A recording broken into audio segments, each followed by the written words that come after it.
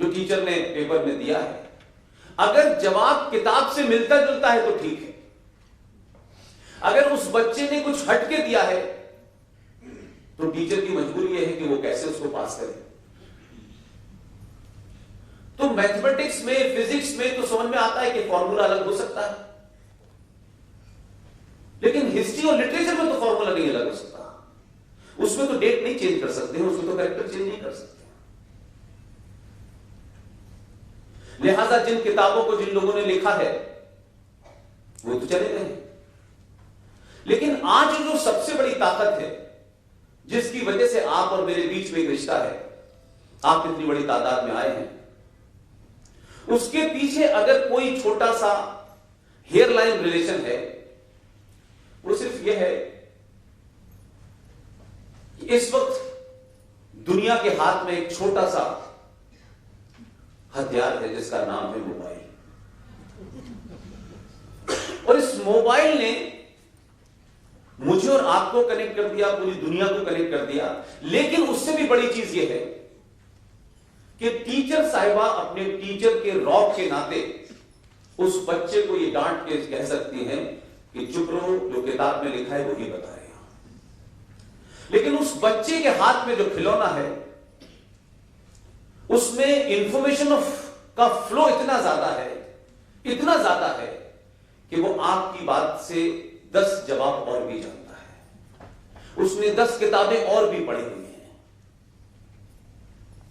तो उसके अंदर एक सवाल करने की जो उसके अंदर ताकत है, वो जो संचार क्रांति पिछले 10-15 साल में हुई है, ये उसका नतीजा है कि हम तमाम जैसे 10-12 लोग पूरे देश में अलग अलग मुद्दों पर बोल रहे हैं। वो सुनते भी हैं, रिस्पॉन्ड भी करते हैं,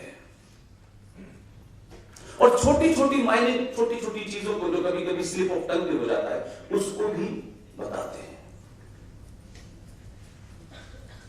ये जो इंफॉर्मेशन का फ्लो है, मैं नहीं जानता कि दुनिया के लिए इसका क्या महत्व है, लेकिन मैं समझता हूं कि भारत जैसे देश को यह मोबाइल वरदान है। लिहाजा आप बड़ी बड़ी मोटी किताबें जो लोग लिख के चले गए, आज किताबों का दौर बहुत कम है।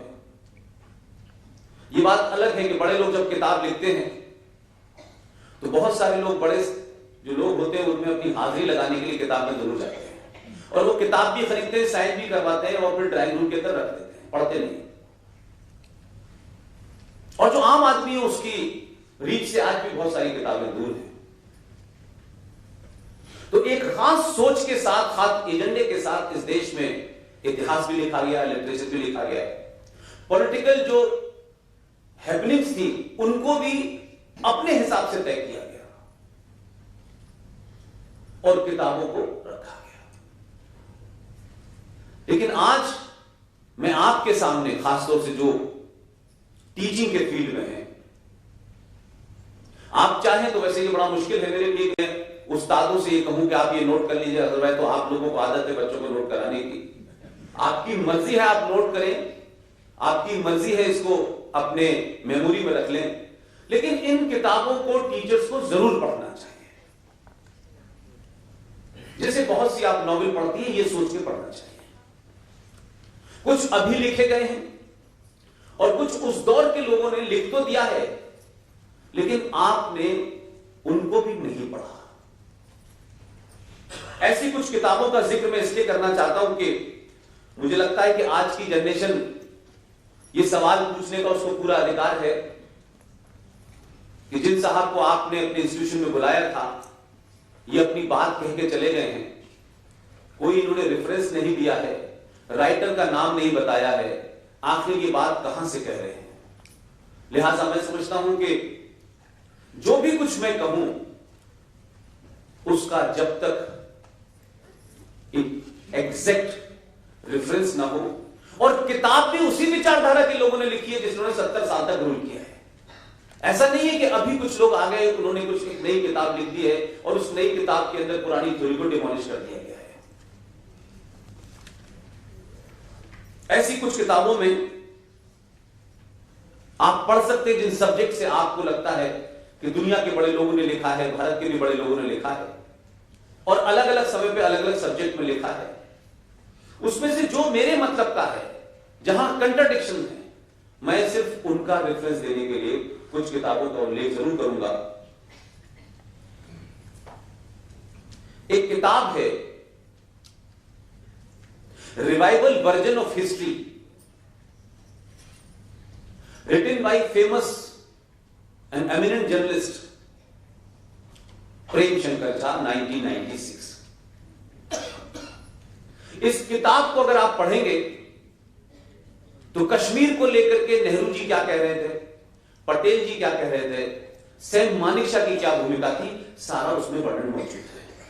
और ये प्रेमशंकर झा साहब कभी भी बीजेपी और आरएसएस या विश्व हिंदू परिषद या राइट विंगर्स के कभी फेवरेट नहीं रहे। ये किताब मार्केट में अवेलेबल है, इसको आप पढ़ सकते हैं। एक साहब बाय प्रोफेशन बहुत बड़े लॉयर हैं, भारत के कानून मंत्री भी रहे। एक ऐसे परिवार से उनका संबंध है जिनके नाना इस देश के राष्ट्रपति थे, जिनके पिताजी गवर्नर थे। उन्होंने भी एक हादसे के ऊपर एक किताब लिखी है, और ये उस दौर के हादसे हैं जो हमने अपनी आंखों से देखे। तो हमने जो देखा और उनके देखने में क्या फर्क है, इसके उस एजेंडे के बारे में बात करना चाहता हूं। उस किताब का नाम है at home in India, the reinstatement of Indian Muslim, written by Salman Khurshid. यह किताब जिस कॉन्टेक्स्ट में लिखी गई है, यह उस वक्त किताब लिखी गई जब दिल्ली के अंदर सरकार की देखरेख में प्रधानमंत्री के कहने के बाद, प्रवोक करने के बाद,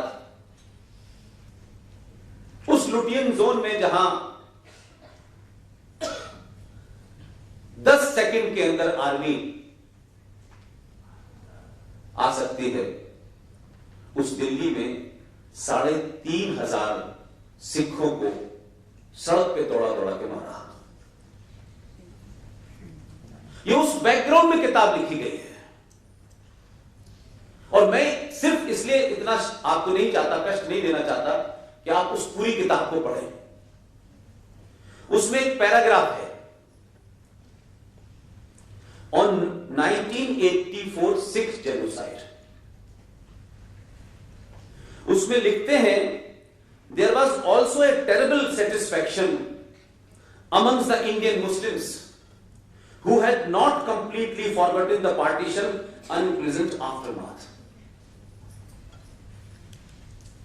अगर देश के कानून मंत्री और कांग्रेस के बड़े नेता यह किताब इंदिरा गांधी की हत्या के बाद लिखते हुए ये कहेंगे कि जब हिंदू सिखों को मार रहे थे तो इस देश का मुसलमान बहुत संतुष्ट था, बहुत सेटिस्फाइड था उसको, और वो इस बात से खुश था कि हिंदू और सिखों ने ही 1947 में मुसलमानों को मारा था।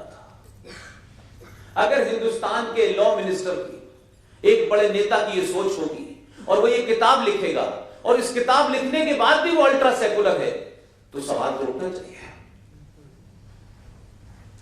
लेकिन ये किताब हमारे न देश ने पढ़ी, न कभी प्रोफेसर से इसकी चर्चा की, न उन लोगों ने जो एलीट हैं, क्योंकि उनका एक क्लब है, वो सारे लोग ऐसी ऐसी किताबें लिखते हैं और शेल्फ में चली जाती हैं। लेकिन आप गलती से 5 जन में कोई आर्टिकल लिख दीजिए, जिसकी गिनती भी मैं समझता हूं बहुत नहीं होगी, और लिखने वाला भी कोई, मैं नहीं मानता कि कोई बहुत ही पॉपुलर फिगर हो, लेकिन उसको चर्चा का विषय बनाया जाता है, इसलिए कि उससे राजनीतिक एजेंडा पूरा होता है। तो जो लोग नेशनलिस्ट फोर्सेस कहते हैं अपने आप को, उनको मुझे लगता है पढ़ना चाहिए। हम हजारों किताबों का रेफरेंस देते हैं, लेकिन बहुत कम कोशिश करते हैं कि उनको पढ़ा जाए। ऐसी एक किताब है, India from Curzon to Nehru and after.